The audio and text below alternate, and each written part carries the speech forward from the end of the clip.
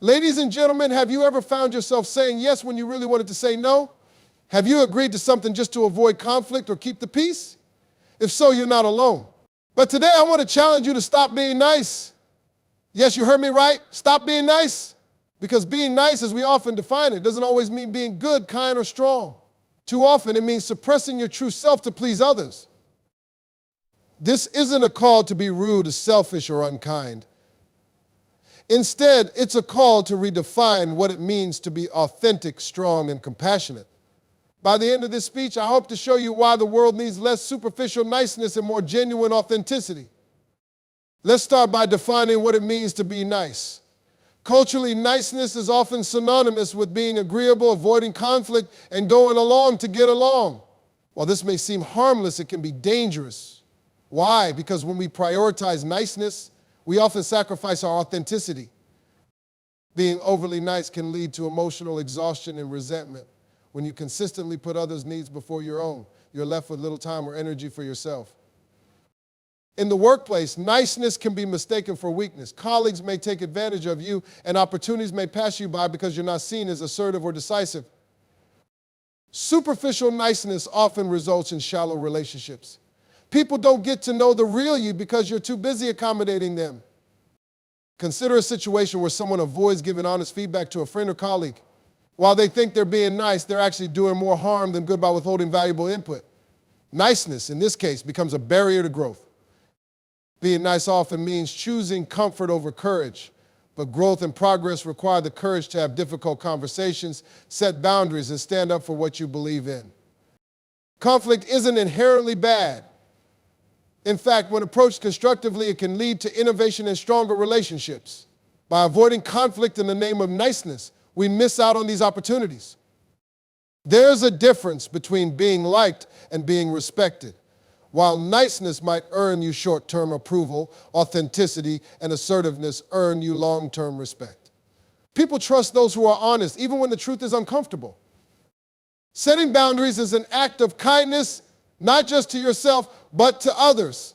When you're clear about your limits, you're less likely to build up resentment or misunderstandings. True strength lies in being authentic. It means showing up as your real self, even when it's difficult or unpopular. It's about being honest with yourself and others. Empathy is about understanding and addressing others' feelings, while niceness is often about avoiding discomfort. By prioritizing empathy, we can create deeper, more meaningful connections. Ask yourself, why am I being nice? Is it because I genuinely care, or am I afraid of rejection or conflict? Understanding your motivations is the first step to change. Practice saying no without guilt. Remember, every time you say yes to something that doesn't align with your values, you're saying no to something that does. Speak your truth in a way that's firm but respectful. Use our statements to express your needs and feelings. Growth often requires discomfort. Don't shy away from difficult conversations or situations. Instead, see them as opportunities to grow. Being assertive doesn't mean being unkind. You can be firm while still showing compassion and understanding. For example, instead of saying, I don't have time for this, try saying, I wish I could help, but I have other commitments right now. When you stop being overly nice, you regain control of your life. You become more confident, self-assured, and empowered. In the workplace, assertiveness can lead to greater opportunities. Leaders who are authentic and direct are often seen as more trustworthy and effective. Authenticity fosters trust. When you're honest about who you are and what you need, you attract people who value and respect you for it. For many of us, being nice has been ingrained as a societal norm. We're taught from a young age to be polite, agreeable, and to avoid conflict at all costs. However, this facade of perpetual niceness often leads to resentment and burnout. It's crucial to understand that being nice doesn't always equate to being kind. True kindness involves honesty and genuine concern, not just a superficial agreement to keep the peace. Constantly prioritizing others' desires over our own can lead to significant emotional and mental strain. By always saying yes, we risk losing our own sense of self and purpose. The desire to be liked or to avoid conflict can trap us in a cycle of self-neglect and unfulfilled potential. It's important to recognize that it's okay to set boundaries and say no when necessary. Respecting our own needs and values is not selfish, it's a form of self-care. Authenticity is about being true to oneself, even if it means occasionally disappointing others. Embracing authenticity allows us to form deeper and more meaningful connections. When we stop worrying about pleasing everyone and start being genuine, we attract people who appreciate us for who we truly are. This shift from niceness to authenticity fosters healthier relationships and a more fulfilling life. Niceness is often associated with politeness, agreeableness, and a desire to avoid conflict. While these traits are generally positive, they can also lead to self-neglect and a lack of authenticity. From a young age, we're taught to be nice. This societal expectation can sometimes pressure us into pleasing others at our own expense. Niceness and kindness are not synonymous. Niceness is often superficial, whereas kindness is genuine and rooted in empathy. Constantly prioritizing others' needs can lead to emotional and mental exhaustion. It's essential to recognize the toll this takes on our well-being. Setting boundaries is crucial for maintaining our mental health. It's important to say no when necessary, even if it disappoints others. Respecting ourselves means acknowledging our own needs and desires.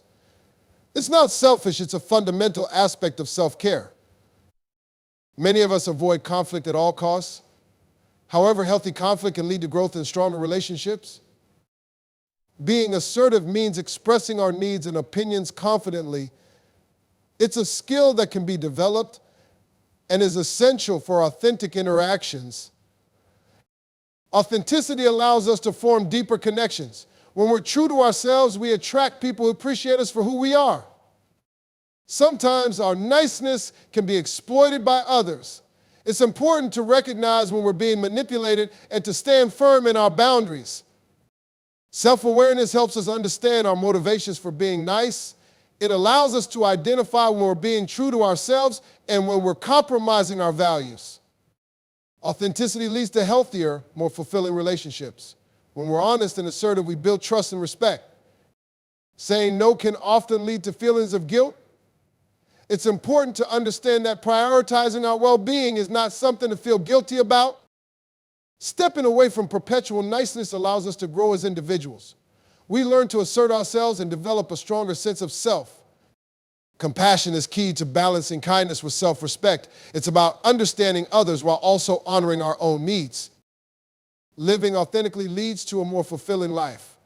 When we stop being overly nice, we start living in alignment with our true selves.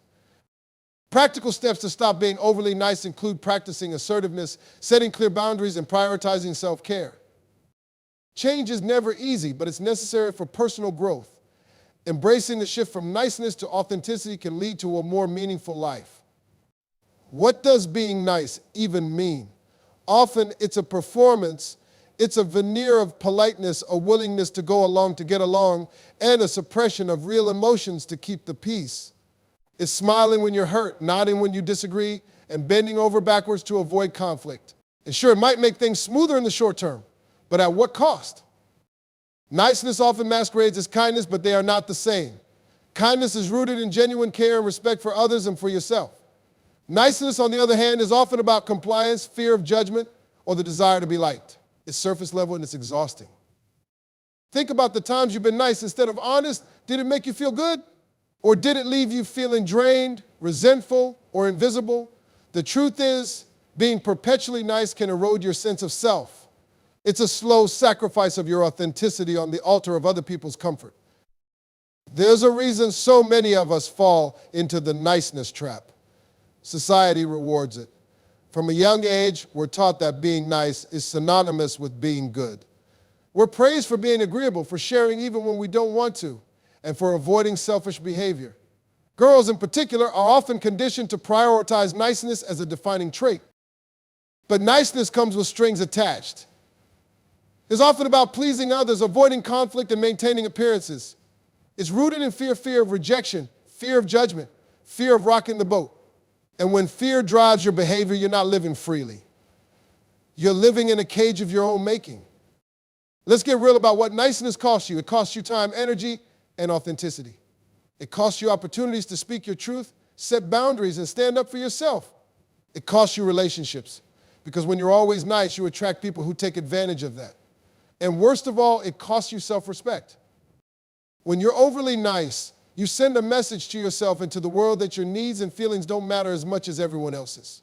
Over time, This erodes your self-worth. You start to believe that you're only valuable when you're serving others, accommodating others, or making others comfortable. That's a dangerous belief to hold. Now, let's talk about what happens when you stop being nice and start being authentic. Authenticity is about being true to yourself, even when it's uncomfortable. It's about speaking your truth, setting boundaries, and showing up as the real you. It's not about being mean or selfish. It's about being real. When you're authentic, you attract people who respect you for who you truly are. You build deeper, more meaningful relationships. You conserve your energy because you're no longer expending it on a facade. And most importantly, you reclaim your power. You stop living for others and start living for yourself. So how do you make the shift? How do you stop being nice without swinging to the other extreme of rudeness or cruelty? Take the time to figure out what you're okay with and what you're not. Your boundaries are your compass. They tell you when to say yes and when to say no. This is a big one. Saying no can be scary, but it's essential. Start small if you need to. Say no to things that don't align with your values, your energy, or your goals. When you disagree, say so. When you have an idea, share it. When something bothers you, address it. Your voice matters. Being authentic often means stepping into discomfort. You might upset people. You might face criticism. That's okay. Discomfort is temporary, but the rewards of authenticity are lasting. Remember, kindness is about care and respect. You can be kind without being a doormat. You can be firm and compassionate at the same time. Imagine a world where people are less focused on being nice and more focused on being real. It would be a world of deeper connections, greater understanding, and mutual respect. Conflicts wouldn't disappear, but they'd be handled with honesty and care. People wouldn't just coexist, they'd thrive together. You have the power to create that world, starting with yourself. When you stop being nice and start being authentic, you give others permission to do the same. You become a beacon of truth in a world that desperately needs it. When you embrace authenticity, the effects ripple out in ways you might not expect. Your courage inspires others. Your boundaries teach others how to treat you. Your honesty sets a standard for communication. Over time, you create an environment at home, at work, in your community where truth and respect take precedence over superficial niceness. This doesn't mean life becomes conflict-free. Far from it. But the conflicts you encounter will be more productive. Instead of dancing around the truth, you'll address issues head on. Instead of harboring resentment, you'll express your feelings and work towards resolution. This is how real growth happens. Consider the stories of people who decided to stop being nice and start being authentic. Think about the employee who finally spoke up about being overworked and underpaid and as a result, negotiated a better role. Think about the friend who stopped saying yes to every invitation and found more time to pursue their passions. Think about the parent who set boundaries with their adult children and found a healthier, more respectful dynamic. These stories aren't just anecdotes. They're evidence that letting go of niceness doesn't lead to chaos. It leads to clarity. It leads to freedom. It leads to a life that feels more aligned with who you truly are. So here's my challenge to you. Let go of niceness. Let go of the need to please, to appease, and to be liked by everyone. Embrace your authenticity. Speak your truth. Set your boundaries.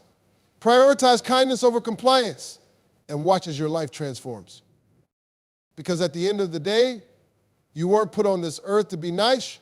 You were put here to be real, to be bold, to be you. And that is more than enough. Thank you.